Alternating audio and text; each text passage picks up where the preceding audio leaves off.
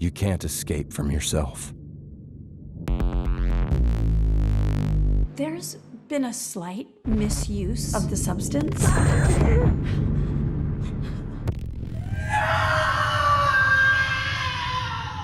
The Substance is nearly impossible to talk about without either spoiling the movie or severely understating its brilliance. Written and directed by Coralie Fargeat and starring Demi Moore, Margaret, Qualley, and Dennis Quaid, The Substance is satirical horror all wrapped up in a gorgeously shot, haunting and ridiculous work of art revolving around Hollywood, the expectations and mistreatment of women in the industry, and the lengths that someone would go to in a desperate attempt to feel secure and happy in an industry that is built to destroy the security and happiness of so many young hopeful artists who are drawn into the fray. Demi Moore stars as Elizabeth Sparkle, a once revered Hollywood-like film star and icon that is now being quietly forced out of her former fame and glory in favor of Margaret Qualley as Sue, a perfect representation of everything Elizabeth used to be and everything she still obsesses over. Dennis Quaid plays the over-the-top, near comedically disgusting and vile producer that is at least partially responsible for Elizabeth and Sue's careers. Elizabeth then turns to an experimental drug called the Substance in order to recapture the life she once had. For anyone who's seen the film, you know that there is one important plot detail I'm leaving out, but the trailers for the film were vague, and I believe this film, like almost any movie, works better the less you know.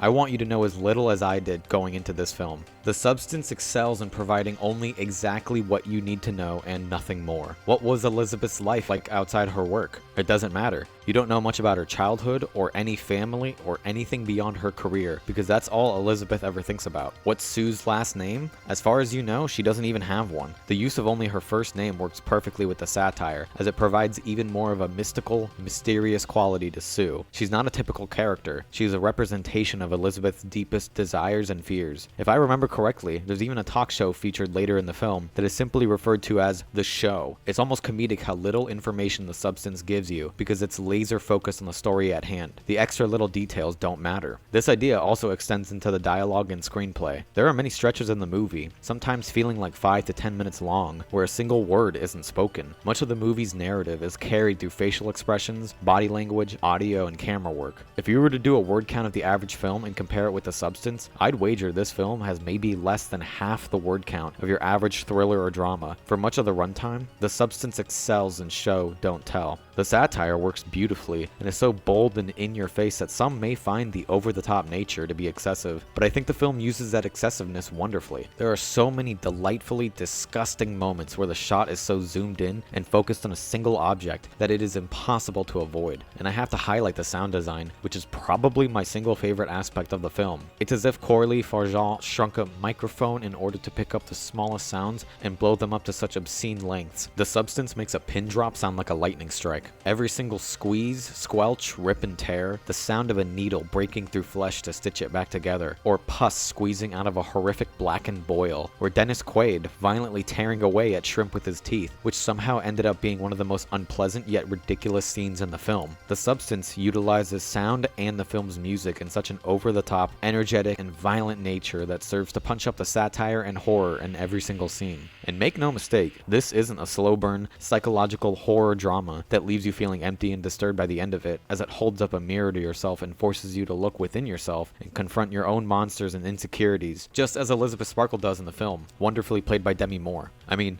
all of that is true, but it does a disservice to the boldness and clear inspiration of classic Hollywood horror that is injected into every bit of The Substance's DNA. Fargeat cites famous horror and thriller icons like John Carpenter, David Lynch, and David Cronenberg as influential figures. There's also love that harkens back to the classic Universal monsters like Frankenstein and Creature from the Black Lagoon. Having seen The Substance, Coralie Fargeat's name belongs right alongside those other filmmakers. Her work doesn't just speak for itself, it screams and sings with confidence and ferocity that very few films ever achieve. You will never be able to guess some of the imagery that Fargeat shows and how utterly ridiculous it can come across. From constant glamour shots of butts and spandex to grotesque horrific blood and gore, the juxtaposition of horror and glamour perfectly represents everything regarding The Substance, and that theme is felt constantly through the movie. The glamorous and flashy attitude and personality of Dennis Quaid is juxtaposed with a very real and horrific monster that he represents, preying upon innocent young women and their insecurities in order to please the shareholders. holders. Elizabeth and Sue's glamorous lifestyles and on-camera personalities are directly contrasted with the insecurities and inner monsters they face inside. Coralie Fargeat tells a powerful, striking, disgusting, and ridiculous story of a victim of Hollywood and celebrity culture. The substance, figuratively and literally, tears away at Elizabeth Sparkle. Fargeat holds up a view into this world that is so obvious and in your face that some might find it nauseating. And that's no exaggeration.